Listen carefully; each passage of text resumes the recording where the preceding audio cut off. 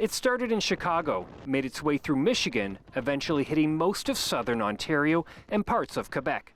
It's a powerful storm we haven't seen since the early 90s, and they are rare in Canada, according to David Sills, who's a tornado professor at Western University. Well, it was a unique storm in that it was a widespread, long-lived, fast-moving windstorm, and those actually have a name. It's called a derecho. And a derecho has a specific definition. It's supposed to be at least 100 kilometers wide, at least 600 kilometers long, and have a number of reports along it of 120 kilometers an hour of wind or more. Derechos can also create tornadoes. There were two possible touchdowns yesterday, one in Uxbridge and the other in South Ottawa. So we've got teams doing damage surveys in those locations today. Many videos were posted on social media yesterday from people all over Ontario capturing the storm.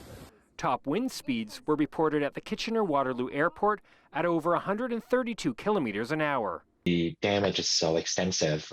We saw damage throughout the Greater Golden Horseshoe, and then as well east of us in Eastern Ontario, a lot of power outages, and of course there are mortalities.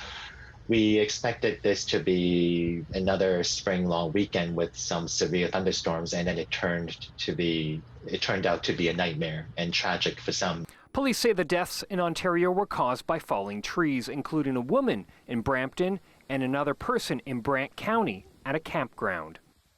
It was a sad day in Brant County yesterday where, from one camping family to another, not only as a police officer, but as a father, as a community member, my heart goes out to this family that's been affected by this tragedy.